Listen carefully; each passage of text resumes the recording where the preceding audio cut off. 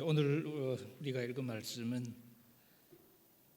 예수님의 탄생, 그리고 바로 그 앞에 세례요한의 탄생과 관련해서 두 사람이 불렀던 노래들입니다. 하나는 마리아가 예수님의 탄생 무렵에 엘리사벳을 만났을 때 불렀던 노래이고요. 또 하나는 사가랴가 아들을 낳고 나서, 세례요한을 낳고 나서 불렀던 노래입니다. 하지만 성탄절을 우리가 생각하면서 우리가 가장 먼저 듣게 되는 노래 중에 하나가 아닌가 하는 생각이 듭니다. 그럼에도 불구하고 사실 성탄절 때 이 말씀을 가지고 이렇게 생각하는 경우들이 그렇게 많지는 않습니다. 하지만 우리 나름대로 우리 분위기에 맞는 성탄이 있어서, 그런데 이 말씀은 우리가 생각하는 분위기가 조금 안 맞아서 아마 그럴지도 모르겠다는 생각이 듭니다. 특별히 마리아의 노래를 조금 더 깊이 생각을 좀 해보도록 하겠습니다. 오늘 우리가 들었던 이 노래는 이제 결혼을 앞둔 아가씨 셈이죠. 사실 나이로 치면 여전히 10대 중반 혹은 10대 초반이었을 것으로 추정이 되는데요. 그 당시 나이가 그랬으니까 그 당시 이제 결혼 연령이 되긴 그랬거든요. 그러니까 아직 10대 초반 혹은 중반에 불과한 아주 이렇게 가녀린 소녀가 부르는 노래입니다. 결혼이 멀지 않은 어느 날에 이상한 한 사람이 방문을 받는데 그 방문한 사람은 다름 아닌 하나님의 천사 가브리엘입니다. 천사에게 굉장히 당혹스러운 이야기를 듣습니다. 아이를 낳을 거라는 거죠. 이게 복이었을까요? 저주였을까요? 결혼하기 전에 아가씨에게 너 아들 낳을 거야. 당연히 당황스럽죠. 그래서 마리아는 천사의 말에 이게 무슨 소리냐, 이게 말이 되는 소리냐 하고 반응을 합니다.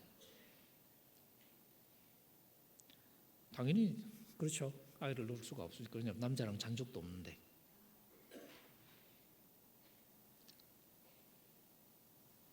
이게 무슨 이렇게 비유적으로 이렇게 한 얘기인가? 내가 무슨 위대한 일을 할 거란 얘기인가? 그런 것도 아니죠. 천사는 아주 그냥 단도직입적으로 거의 다큐 모드로 지금 얘기를 하고 있는 것 같습니다. 그래서 마리아가 무슨 말도 안 되는 얘기냐 하고 반응을 하고, 천사는 거기에다가 하나님의 능력을 이야기합니다. 성령께서, 그러니까 지극히 높으신 하나님의 능력이 너 위에 있을 것이다. 그리고 바로 그 능력으로 네가 아이를 갖게 될 것이다. 그러니까 말도 안 된다는 마리아의 반응에 천사는 하나님의 능력으로 대답을 합니다. 사실은 이게 복음의 핵심이라고 말할 수 있습니다. 우리는 말도 안 된다고 생각하는 이야기에 하나님의 능력으로 다가옵니다. 우리 수준에서는 말도 안 되는 얘기지만 실제로는 되는, 우리의 말로는 말이 안 되지만 하나님의 수준에서는 말이 되는, 바로 그것이 하나님의 말씀입니다. 약속하시는 하나님, 그리고 그 약속을 이루실 능력을 드러내시는 하나님의 말씀, 이것이 우리가 부르는 복된 소식입니다. 이맘때가 되면 우리도 이렇게 좋은 얘기 많이 주고받습니다. 그죠? 복된 성탄 보내자고 서로 얘기하고, 그다음 이제 참 아주 행복한 그런 새해 맞이하자고, 새해는 하시는 일보다 잘 되시라고, 너도 안 믿고 나도 안 믿는 그런 이야기를 주고받습니다. 우리는 덕담은 하지만 약속은 못하죠. 왜냐하면 우리가 그럴 수 있는 능력이 없기 때문에. 내가 내 인생을 마음대로 할 수 있다면 약속을 해주겠지만 그게 안 되지 않습니까? 저도 굉장히 행복하기만 한 성탄절을 맞고 싶은데, 그리고 이렇게 이런 설교도 하고 있지만, 또 여러분 인생에 그런 것처럼 저도 제 나름대로 이렇게 인생에 또 이렇게 꼬인 일이 있어서 참 골치 아픕니다. 잘 안 풀려요. 미치겠어요. 그게 인생이죠.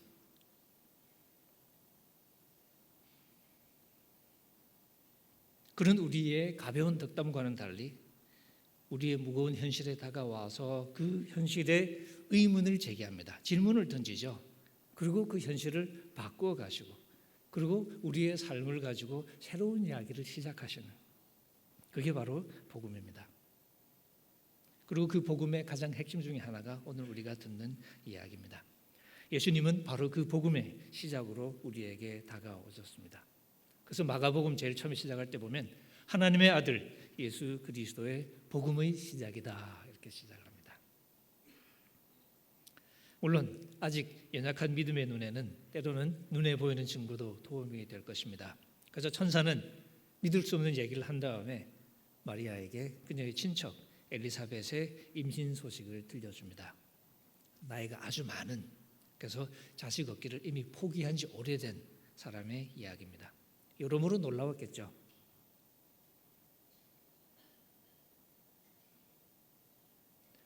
천사가 이 마리아의 친척을 소개하는 것은 바로 그 아이를 가질 수 없는 나이에 아이를 갖게 된 놀라운 이야기를 들려주고, 바로 그것을 통해서 하나님께는 불가능한 것이 없다는 사실을 확인시켜주고 싶었기 때문입니다.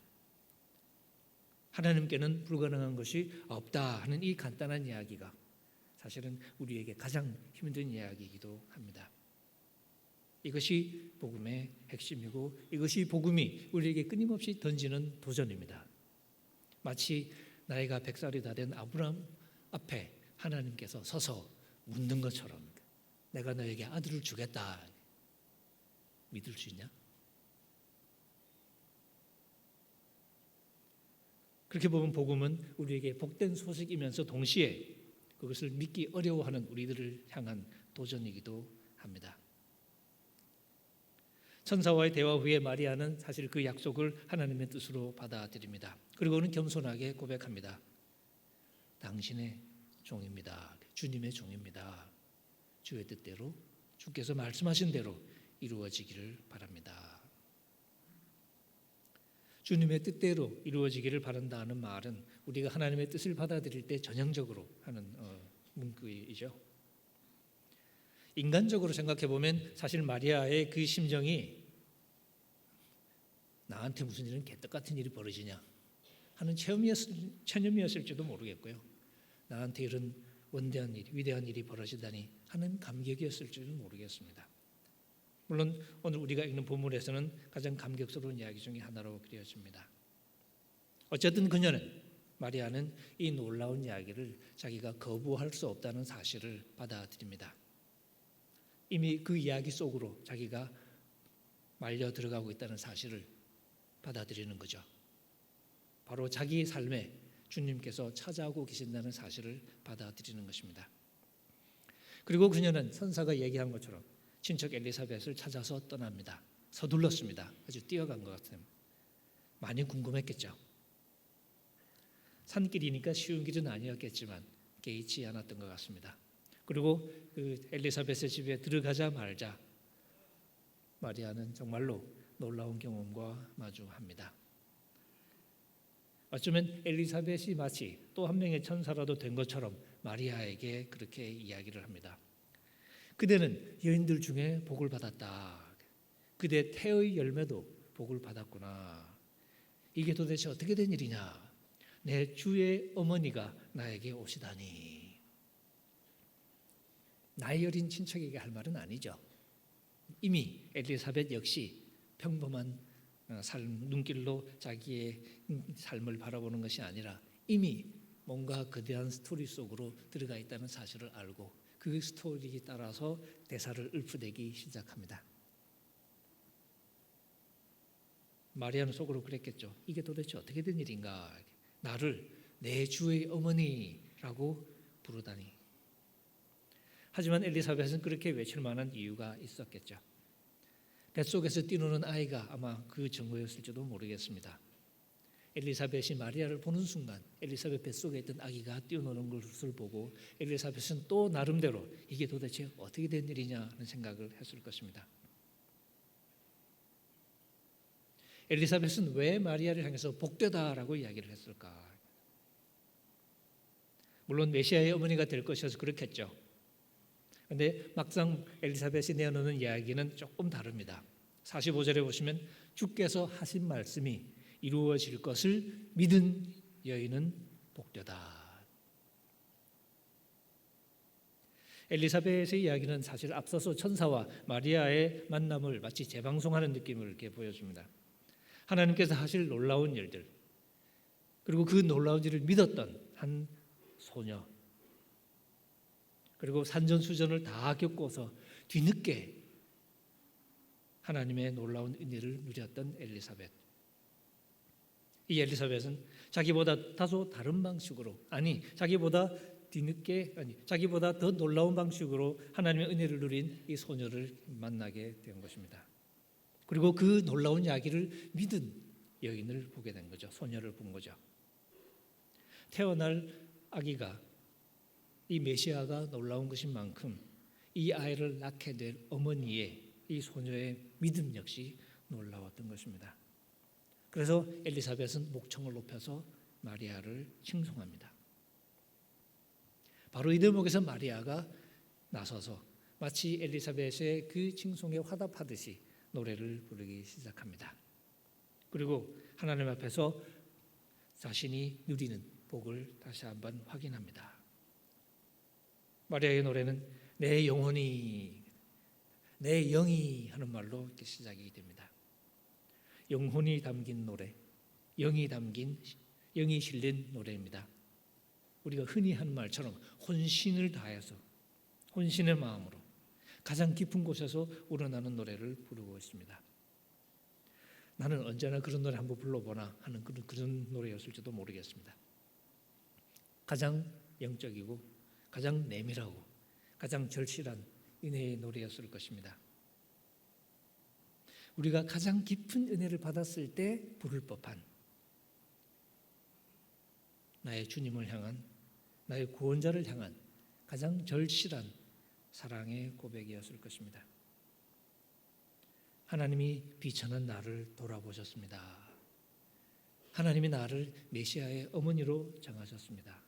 이 얼마나 위대한 축복입니까?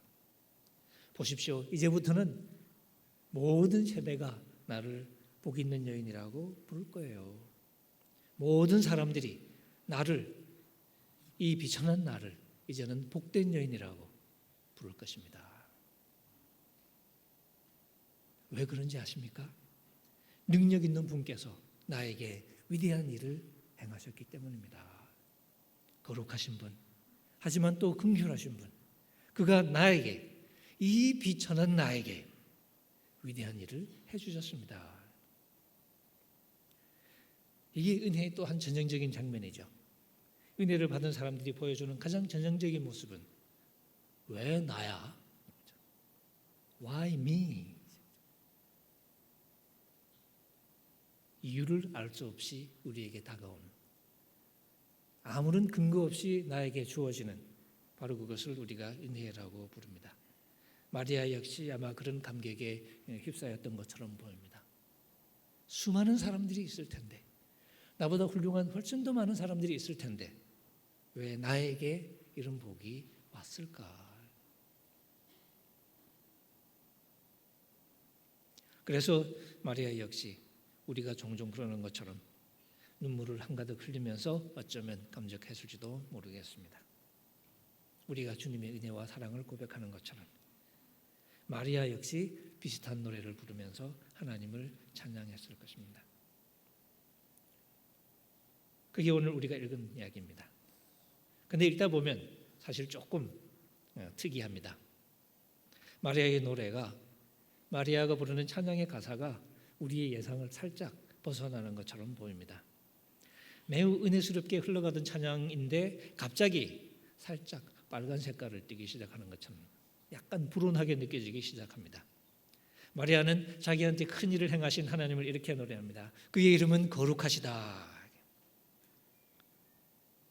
그런데 사실 우리가 은혜 받을 때요, 여러분들 어떠신지 모르겠지만 우리가 은혜를 받았다 그럴 때 거룩하신 하나님을 잘 떠올리지는 않습니다.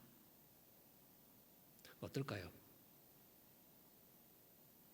50절에 보시면 그의 긍휼하심은 자자손손 그를 두려워하는 자들에게 미칠 것이다.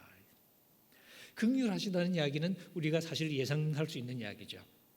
그 긍휼이 자자손손 미칠 것이라는 것도 그만큼 하나님의 긍휼이 크다는 얘기니까 우리가 쉽게 이해할 수 있습니다. 그런데 그의 그 긍휼이 그를 두려워하는 자들에게 미칠 것이라는 이야기는 역시 또 우리가 보통 은혜를 고백할 때 할 법한 이야기는 아닙니다. 마리아의 상상력은 조금 다르게 돌아가는 것 같아요. 나에게 주신 하나님의 은혜를 노래하는 마당에 갑자기 그를 두려워하는 이야기가 나오고 거룩하신 하나님이라는 말이 튀어나옵니다. 가사를 잘못 썼거나 노래를 잘못 골랐거나. 근데 아니나 다를까 조금 더 지나가면 마리아는 아예 좀 더 폭력적인 이미지를 활용하기 시작합니다. 그가 자기 팔로 강력한 일을 행하셨다는 표현입니다. 여러분도 다 아시지만 팔이라는 게 사실 힘을 가리키는 대표적인 이미지 중에 하나입니다. 우리나라 말에도 이렇게 팔을 써서 완력이라는 표현이 있지 않습니까? 문자적으로 하면 이렇게 팔의 힘이지만 우리는 폭력이라는 의미로 사실 이렇게 사용을 하죠. 좀 적나라하게 말하자면 하나님께서 완력을 행하셨다. 하나님께서 폭력을 행사하셨다는 거죠. 무력을 행사하셨다는 이야기입니다. 은혜의 하나님이 나에게 행하신 위대한 일을 이렇게 운운하다가 갑자기 하나님이 무력 행사를 하는 이야기처럼 이렇게 되는 것 같습니다. 남자도 모르는 자기가 아기를 낳게 되는 것은 기적입니다. 근데 우리가 이런 놀라운 기적을 두고서 하나님이 나에게 무력을 행사하셨다, 그렇게 표현을 하지는 않죠. 그런데 마리아의 노래를 계속 들어보면 마리아가 왜 그렇게 부르는 언어를 동원하는지를 쉽게 알 수 있습니다. 마음의 생각이 교만한 자들을 흩어버리셨습니다. 권력자들을 그 권좌에서 끌어내리시고 낮은 사람들을 높이 올려주셨습니다. 가난한 이들에게는 좋은 것으로 배불리 먹여주시고 부자들은 빈손으로 내보내셨습니다. 흔히 하는 말로 강남 대형교회에서 불렀으면 바로 쫓겨날 법한 그런 노래입니다. 실제로 비슷한 설교에다가 쫓겨난 부목사님들이 꽤 됩니다. 여기서 우리가 강남 그럴 때는 그죠? 이게 나름 상징적인 표현이기도 하고 또 매우 현실적인 표현이기도 하겠죠. 사회적으로, 경제적으로 그 나름의 율법을, 자기 나름의 율법을 소유한 사회. 그래서 그 동네에서는 성경 말씀이라도 사회 정의를 외치는 말씀은 될 수 있는 대로 피해야 되고, 차별과 착취의 현실을 비판하는 목소리도 거기서는 하면 안 되고, 함께 사는 세상보다는 우리가 좀 더, 내가 좀 더 잘 사는 세상을 꿈꾸는 사람들이 해야 되고, 그리고 때로는 부자가 더 부자가 될수록 그 떨어지는 콩고물 덕분에 가난한 사람들도 그만큼 덕을 볼 수 있다는 소위 낙수 이론을 신봉하면서 그런 신화를 믿고 살아가는 동네. 하나님이 보여주신 새로운 생명의 비전을 발견하고 그 비전에 헌신하기보다는 내 세속적인 욕망을 그대로 둔 채 그 욕망을 기독교의 이름으로, 그 욕망에다가 기독교의 이름으로 세례를 베푸는 교회 아닌 교회. 어쩌면 지금 마리아는 그런 동네에서는 불러서는 안 되는 노래를 부르고 있는 것처럼 보입니다. 누가 들어도 사회성이 강하고 정치색이 농후한 불온하기 짝이 없는 노래를 지금 마리아가 부르고 있습니다. 아기 예수를 기다리면서. 많은 교회들에서는 절대 설교 본문으로 채택되지 않는 바로 그런 노래입니다. 지금 마리아는 바로 그런 거대한 그림 속에서 자기에게 벌어진 이야기를 생각하고 있습니다. 한편으로는 그냥 자기에게 벌어진 사적인 경험으로 생각하고 넘어갈 수도 있었겠죠. 하나님께서 나에게 위대한 일을 행해 주셨다, 내가 얼마나 복받았는지 아냐? 그러고 넘어갈 수도 있었을 것입니다. 하지만 마리아의 상상력은 그렇게 끝나지 않고 오히려 마리아의 상상력은 하나님의 은혜를 받는 그 순간 하나님의 은혜는 마리아를 보다 더 큰 그림 속으로 데리고 가는 것처럼 보입니다. 그래서 마리아는 우리가 오늘 노래에서 보는 것처럼 흔히 소위 말하는 사회학적 상상력을 발휘하기 시작합니다. 그녀가 노래하는 하나님의 긍휼이라는 것은 그저 한 비천한 소녀 자신에게 국한되는 그런 이야기는 아니었던 것이죠. 나에게 주신 은혜는 분명히 맞습니다. 그래서 내가 감격합니다. 하지만 내가 받은 그 은혜는 나를 바로 그 은혜가 지금 그려내는 더 큰 이야기 속으로 끌고 들어갑니다. 소위 말려 들어가는 거죠. 바로 이 세상을 새롭게 하는 하나님의 구원 이야기입니다. 사실 마리아가 자기를 비천하다고 말했던 것은 그 동네에서도 마리아가 찢어지게 가난하거나 고아였거나 그래서 그런 것이 아니라 그녀가 살아가는 동네 자체가, 어쩌면 그녀가 속한 이스라엘 나라 자체가 비천한 것이었기 때문입니다. 압제 속에 있던 민족들이었죠. 그리고 그 압제에 신음하던 민족들이었고, 실제로 그 당시 사람들은 로마의 압제 아래에서 많은 고통을 겪으면서 살았습니다. 마리아는 바로 그 아픔 속에서 자기에게 주어진 하나님의 은혜를 생각합니다. 마리아는 소위 어떤 사람들이 말하는, 흔히 민중이라는 말로 부르기도 하는 그런 계층에 속한, 그런 계급에 속한 여인이었습니다. 이런 용어가 좀 불편하게 여겨지시면 요즘 젊은 사람들이 용어로 바꿀 수도 있겠습니다. 가장 유행하는 표현 중에 하나가 흙수저라는 단어죠. 마리아는 흙수저들의 동네에서 태어나고 자랐습니다. 흙수저들의 동네는 위대한 이야기가 벌어질 법한 그런 동네가 아닙니다. 요즘은 우리 대한민국도 더 이상 개천에서 용이 나지 않는다는 자조 섞인 얘기가 많이 들립니다.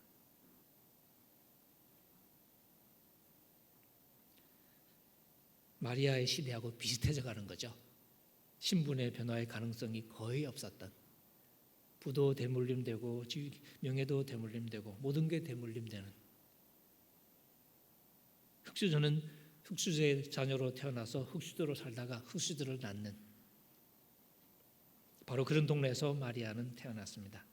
그런데 바로 그런 자기에게 하나님께서 찾아오셨습니다.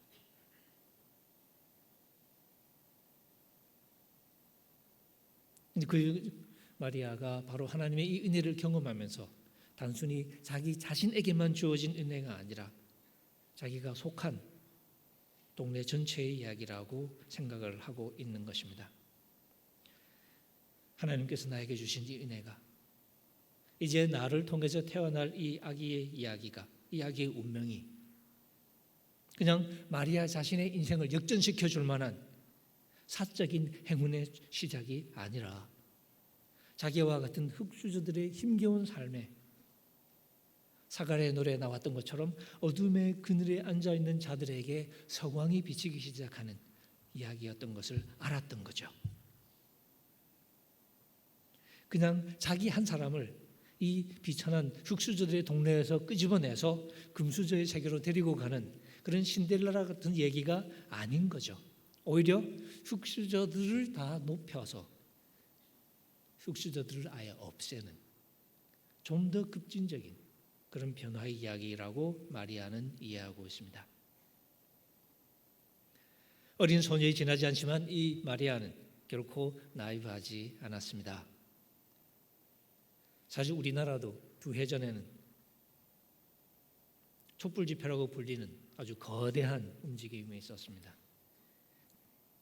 저도 자주 나갔습니다마는 그 자리에는 사실 청소년들이 상당히 많이 나와 있었습니다.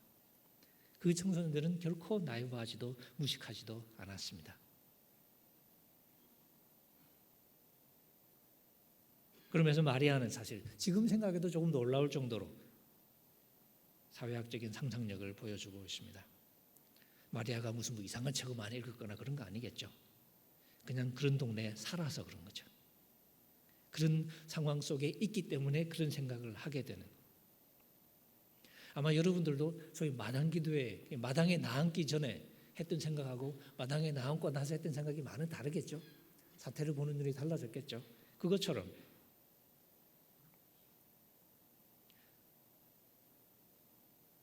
흙수저들이 생각하기에는 도저히 부정하기 어려운 상식을 지금 마리아는 노래하고 있습니다. 잘 아시는 것처럼 인간의 사회는 권력과 욕망의 조직입니다. 끊임없이 힘겨루기가 이루어집니다. 그리고 이 경쟁은 우리가 잘 아는 것처럼 공정하지 못할 때가 많습니다. 나쁜 놈들이 있고 억울한 사람들이 있습니다. 이런 세상에서 마리아의 노래처럼 낮은 자를 올리신다는 이야기는 동시에 오만한 자들, 그러니까 불법으로 그 자리를 점유하고 있는 사람들을 끌어내린다는 얘기와 다르지 않습니다. 부당하게 높은 자리를 차지하고 있는 사람들을 끌어내려야 낮은 사람들을 본래의 자리로 회복할 수 있기 때문입니다. 경제적으로도 마찬가지겠죠. 부당한 권력으로 축제하는 사람들, 그래서 대다수의 사람들의 삶을 어렵게 만드는 그런 사람들의 부는 그대로 유지되면서, 그리고 가난한 사람들도 함께 잘 사는 그런 사회는 존재하지 않습니다. 국민의 삶을 더 어렵게 하는 사람들을 빈손으로 보내야 사실 억울하게 밥을 굶는 사람들의 배를 채울 수가 있습니다. 마리아는 그런 상식을 여기서 노래하고 있습니다. 그래서 하나님의 구원 이야기는 하나님의 선하신 뜻이 이 세상의 악한 욕망과 대결하는 그런 이야기, 하나님의 공평하심이 이 세상의 차별과 압제와 대결하는 이야기로 나타날 수밖에 없습니다. 마리아의 노래가 그것을 보여줍니다. 우리가 이 마리아의 노래를 함께 들으면서 그것이 지금 이 우리 대한민국 사회에 관한 이야기가 아니라고 생각한다면, 실제 우리 주변의 부자와 가난한 사람 얘기가 아니고 실제 우리가 뉴스에서 보는 얘기와 상관없는 이야기라고 생각한다면,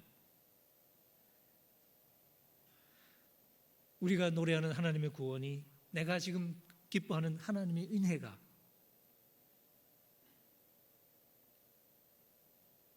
이 세상 아닌 저기 먼 허공에서나 벌어지는 신화적인 이야기라고 상상하는 것과 다르지 않을 것입니다. 옛날부터 그런 사람들은 있었습니다. 우리가 영지주의라고 부르는 그런 흐름이죠. 복음이 우리의 삶과 상관없다고 말하고 싶은,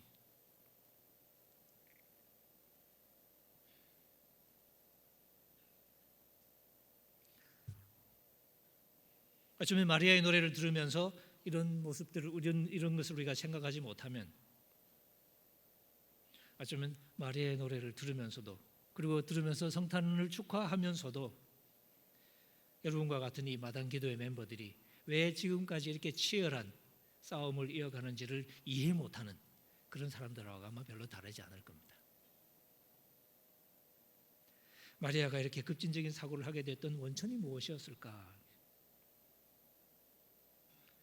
사실 마리아 당시에는 아직은 뚜렷한 정치적인 모습을 드러내지 않지만, 어쩌면 좀 더 지나가면 이제 사실 열심당이라는 그룹이 생겨납니다. 그런데 마리아가 이렇게 노래할 때는 아직은 그런 그룹이 있었던 것 같지는 않습니다. 하지만 그런 흐름은 있었겠죠. 칼을 들고라도 로마에 대항해야 된다고 생각했던 사람들, 마리아가 그런 사람들과 어울렸을까요? 그런 것 같지는 않죠. 마리아가 얼핏 이렇게 급진적으로 보이는 노래를 부르게 된 이유는 간단합니다. 하나님을 생각했기 때문이죠. 하나님이 그의 종 이스라엘의 손을 잡아주셨다라고 이야기합니다. 하나님이 자비를 기억하셨습니다. 보십시오. 우리 조상님들에게 말씀하신 것과 똑같습니다. 아브라함과 그의 후손들에게 영원히, 자기에게 천사가 찾아왔고 하나님이 자기에게 큰 일을 해주실 거라는 메시지를 받았는데, 지금 마리아는 이스라엘의 운명에 관한 이야기를 하고 있습니다. 그러니까 그녀가 지금 나라고 얘기할 때 이 나는 이 세상과 상관없는 그냥 하나님의 은혜를 누리면서 혼자 기뻐하고 만족하는 그런 한 소녀가 아니었던 거죠. 그녀는 이스라엘의 한 시민이었습니다. 목소리는 없었겠죠.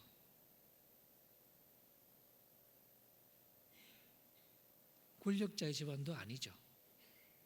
하지만 마리아는 하나님께서 자기에게 베풀어 주신 그 은혜가 바로 자신을 통해서, 그러니까 또 자신이 낳게 될 아이를 통해서 자기 개인, 자기 집안뿐 아니라 바로 이스라엘 나라 전체에게 베푸실 은혜라는 것을 알았던 거죠. 하나님이 자기를 찾아오신 것은 바로 이스라엘에게, 우리 이스라엘 조상에게 하신 약속 때문이라는 것을 알았던 거죠. 그래서 아브라함과 그의 후손들에게 영원히라고 노래를 부르게 됩니다. 이 움직임을 우리가 곰곰이 묵상합니다. 우리가 하나님의 은혜를 누릴 때는 어떤 움직임을 보이나를 생각해 볼 수도 있겠죠. 내가 하나님의 깊은 은혜를 누릴 때 나의 상상력은 어디로 튀나? 내가 좀 더 잘 나가는 이야기를 점점 구체적으로 그려가는지, 우리 집안이 좀 더 잘 나가는 이야기를 그려가는 것인지, 아니면 나 역시 하나님의 은혜가 원래 품고 있었던 그 큰 이야기, 하나님이 이스라엘을 건져내는, 하나님이 세상을 새롭게 하는 이야기 속으로 내가 따라 들어가는지, 하나님의 은혜 속으로 내가 들어가는지, 아니면 내 좁은 인생에 하나님의 은혜를 억지로 끌어다가 집어넣어서 꾸겨 넣는지 하는 생각을 우리가 해볼 수 있을 것 같습니다. 마리아는 비록 시골의 한 소녀였지만 자기의 좁은 인생 속으로 하나님의 은혜를 꾸겨 넣지 않았습니다. 오히려 자기가 하나님의 그 은혜가 그려내는 거대한 그 스토리 속으로 걸어 들어갔습니다. 그리고는 이제 거기서 결코 행복하다고 할 수 없는 역할을 온몸으로 연기합니다. 메시아의 어머니로서의 역할, 가슴에 칼이 꽂히는 것 같은 아픔을 평생 품고 살아야 했던 마리아의 삶이 시작이 되는 거죠.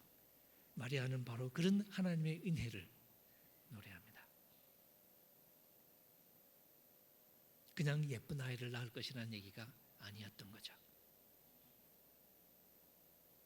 그녀가 노래를 시작하면서 나의 구원자라고 부릅니다. 근데 그 나는 사실은 자기 개인이 아니라 이스라엘이었습니다. 이스라엘을 건져주시니까 나를 건지는 하나님이 된다는 이야기였던 것이죠. 예수님께서 태어나던 날 밤, 시간이 조금 지나고 난 다음이죠. 천사가 들빛 아래 양을 치던 들판의 목자들에게 나타납니다. 목자들은 그 당시 사회에서 가장 대표적인 흙수저들이라고 할 수 있습니다. 아주 천대받던 직업이었습니다. 신분의 상승 가능성이 없었던 시절, 목자의 아들로 태어나서 목동으로 자라나고 그리고 다시 목자로 늙어가던 그런 사람들입니다. 오늘 우리나라의 이야기로 좀 대입해서 읽어보자면 이 사람들이, 이 목자들이 가지고 있는 사회적인 존재감이라고 한다면 글쎄요, 오늘 같으면 안산에서 일하고 있는 외국인 노동자 정도 될까요? 평소처럼 들판에서 밤을 지새면서 불침번을 서면서 양을 지킵니다. 근데 그들에게 천사가 나타납니다.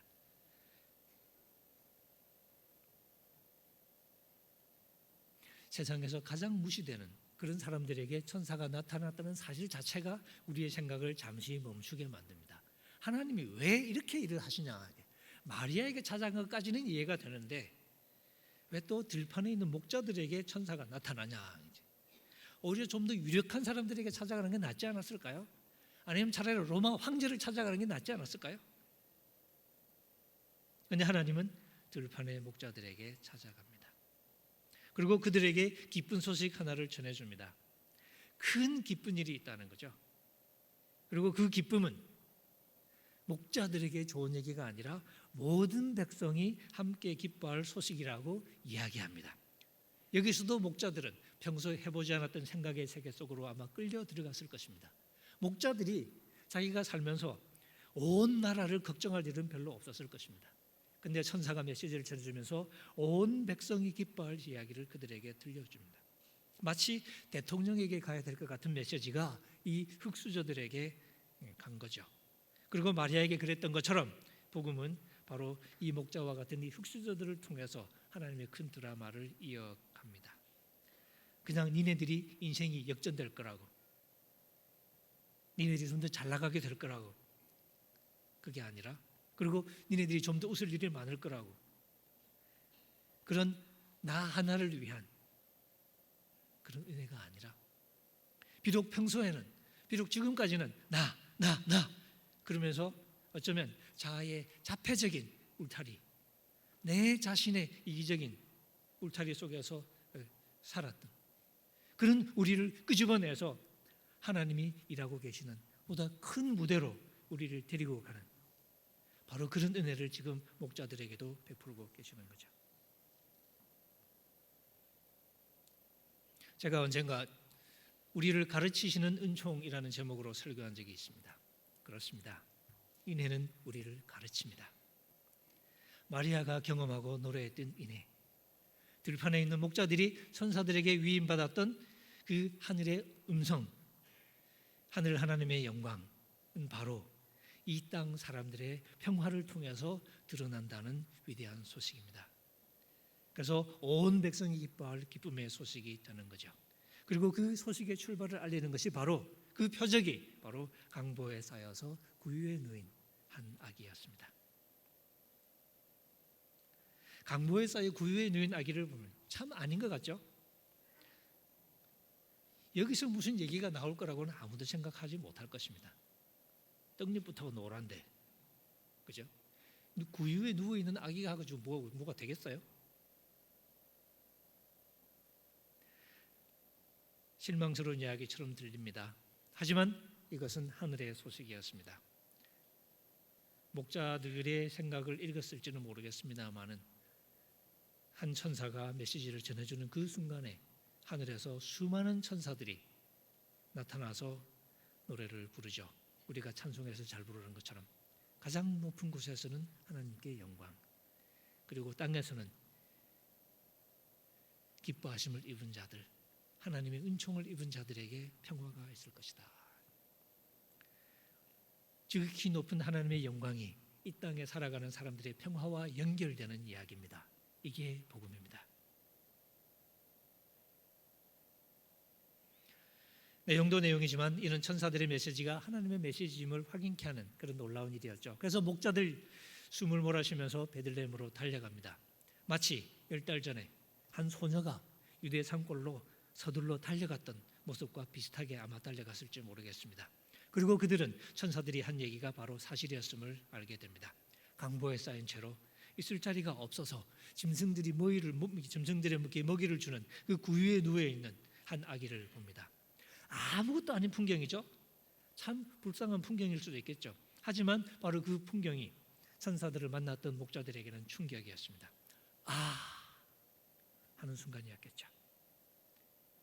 그리고 자기들이 들었던 천사들의 이야기를 거기 있는 사람들에게 함께 나눕니다. 다른 사람들은 영문을 몰라서 놀라겠죠.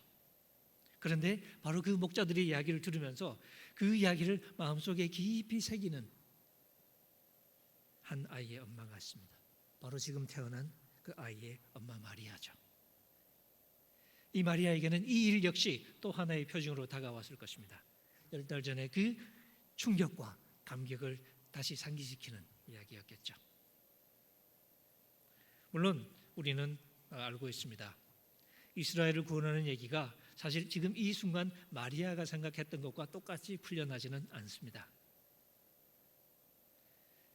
사실 마리아는 이스라엘을 얘기했지만 실제 하나님이 이 구원 예수를 통해서 이루어 가시는 이스라엘은 마리아가 지금 생각한 것보다는 훨씬 더 넓고 더 다양한 사람들을 포괄한 이스라엘이 되겠죠.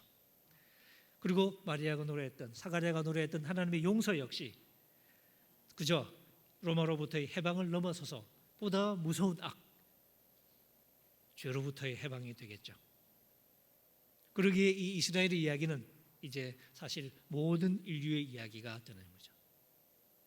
지극히 높은 하늘에서 하나님께 영광이 되는 이야기는 땅에 있는, 온 땅에 있는 하나님의 은총을 누린 모든 사람들의 평화에 관한 이야기가 되는 것입니다. 이스라엘의 선택 자체가 사실은 하나님이 온 인류를 염두에 두고 하신 것이었습니다. 그렇지만 여전히 우리는 마리아에게서 배울 게 있습니다. 나의 이야기는 나보다 더 큰 이야기의 한 부분이라는 사실입니다. 나에게 주신 하나님의 은혜는 나보다 더 큰 일을 이루어 가기 위한 은혜라는 사실을, 우리는 그 나라를 하나님의 나라라고 부릅니다. 우리는 하나님이 이 나라를 회복해 가시는 이야기의 일부를 지금 살아가고 있습니다. 오늘은 이 이야기가 본격적으로 시작되는 사건을 기억하고 기념하는 날입니다. 이 모든 이야기의 주인공 예수께서 예염제배 한 아기로 탄생했음을 기억하는 날입니다.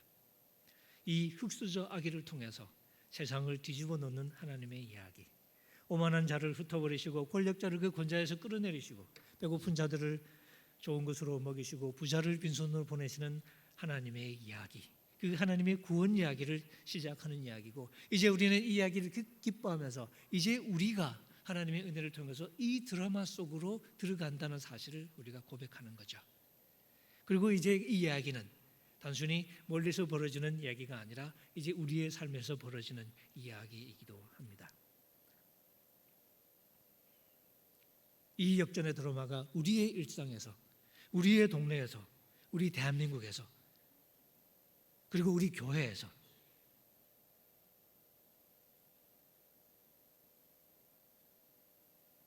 과연 어떤 의미를 가질 것인가를 숙고하는 그런 날입니다.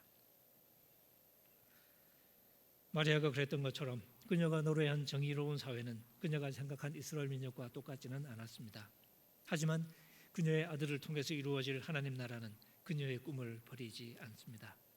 오히려 더 큰 울타리 속에서 그녀의 꿈을 품어줍니다. 우리에게도 마찬가지입니다. 오늘도 우리는 새로운 교회를 위해서 기도하고 몸부림칩니다. 이 성탄절에도 마찬가지입니다. 어쩌면 성탄 이야기가 우리들만의 이야기, 이 마당 기도회만의 이야기는 아니겠죠?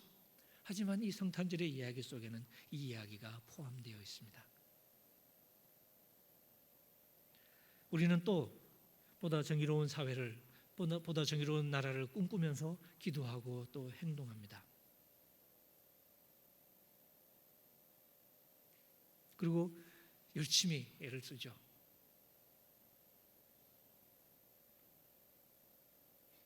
하나님 나라를 꿈꾸면서. 물론 우리는 하나님 나라가 이 대한민국과 동일하지 않다는 사실을 잘 알고 있습니다. 하지만 이 하나님 나라는 이 정의로운 대한민국이라는 꿈을 포기하지 않고 오히려 품어줍니다. 그 속에서 우리는 우리에게 주어진 길을 걸어갑니다. 우리가 기대하는 것 이야기가 당장에 실현되지는 않을지도 모릅니다. 어쩌면 우리가 생각하는 것보다는 더 심하게 이야기가 꼬일지도 모릅니다. 그래서 우리는 더더욱 거룩하신 하나님의 긍휼하심을 의지하면서 우리가 서 있는 자리에서 마리아의 노래를 같이 부릅니다. 나를 향한 하나님의 긍휼은 더 큰 나인 거룩한 교회를 위한 것이고 또 더 큰 나인 정의로운 대한민국을 위한 것이고 이는 결국 하나님의 나라를 이루어가는 이야기라는 것을 바로 그것을 믿으면서 오늘 우리의 삶을 살아갑니다. 그리고 그 이야기의 시작을 기억하면서 우리의 마음을 따잡습니다. 어쩌면 여기 계시는 많은 분들은 아마 마당 기도회라는 것이 없었을 때와는 생각이 많이 달라졌을 것입니다. 하나님의 거룩하심을 찬양했던 마리아의 기도가 그 찬양의 중심인 그리스도의 탄생이 교회를 교회답게 하고 성도들을 거룩한 공동체답게 만드시는 하나님의 드라마였다는 사실을 어쩌면 예전과는 비교가 안 될 정도로 훨씬 더 절실하게 느끼고 계실지도 모르겠습니다. 예전에는 느끼지 못했던 아픔과 안타까움이 있기 때문이겠죠. 예전에는 안 썼던 마당이라는 단어를 자꾸 써야 되는 그런 현실 때문에 우리가 그것을 생각할 수 있게 되겠죠. 그래서 아기 예수의 탄생이 더욱더 절실한 희망의 이야기로 다가올 것입니다. 마찬가지로 우리 주변에는 오늘도 이 사회의 주변 들판에서 밤을 지새야 하는 현대판 목자들이 많이 있습니다. 그리고 그들이 경험했던 성탄은 헤롯 왕이 경험했던 성탄과는 많이 달랐을 것입니다. 자기의 권력을 지키기 위해서 아기 예수를 죽이고자 했던 헤롯이 있었다면 흙수저로 태어났지만 하나님의 은혜를 누리면서 새로운 드라마 속으로 걸어 들어갔던 사람들도 있었습니다. 바로 그런 사회의 흙수저들에게 오늘의 성탄 이야기가 세상의 높은 사람들, 세상의 부자들의 이야기와는 전혀 다를 것입니다. 마리아의 노래는 바로 그 성탄의 넓은 이야기로 우리를 초대합니다. 그리고 하나님의 거룩하심과 위대하심을 찬송하자고 우리의 손을 잡아서 이끕니다. 위험한 여행입니다. 하지만 진정한 여행입니다. 나를 벗어나서 하나님의 은혜 속으로 들어가는 이야기입니다. 아기 예수와 더불어 지금 우리는 바로 그 이야기의 거룩한 출발점에 서 있습니다. 그리고 이 아기 예수의 삶의 여정을 함께하면서 그분의 끝없는 사랑을 받으면서 그분의 소망을 우리가 함께합니다. 그래서 힘들고 슬플 때에도 우리는 서로 이렇게 인사를 나눕니다. 메리 크리스마스. 안 맞는 것 같죠? 원래 믿음은 좀 뜬금없습니다. 아닌 것 같은 데서 그런 이야기를 할 수 있는 거죠. 마치 마른 뼈가 가득한 죽음의 골짜기에서 하나님이 선지자에게 묻는 물음처럼 인자야, 이 뼈들이 살아날 수 있겠냐라고 얘기하는 것처럼 복음은 그렇게 아닌 것 같은 세상에, 아닌 것 같은 우리에게 뜻밖의 이야기로 다가옵니다. 그 이야기를 받은 우리는 아닌 것 같은 상황 속에서 아닌 것 같은 이야기를 하는 법을 배웁니다.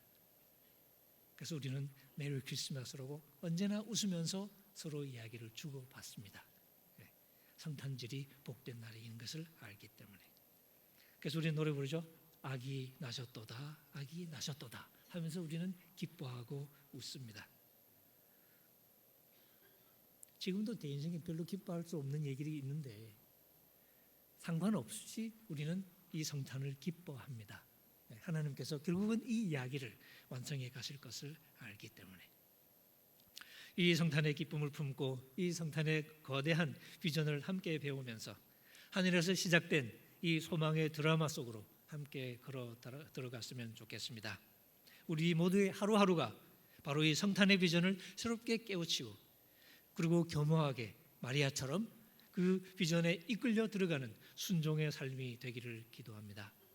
여러분이 마리아가 되고 여러분이 목자가 되고 여러분이 동방박사가 되어서 이 성탄 이야기를 오늘의 이야기로 되살려내는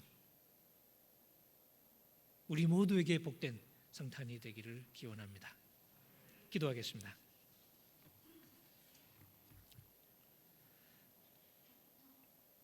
지극히 높은 곳에서는 하나님께 영광이요 이 땅에서는 하나님의 은총을 입은 사람들에게 평화가 있을 것이라고 말씀하셨습니다. 하나님의 영광이 이 땅에 평화로 드러나는 모습을 저희들이 보게 하시고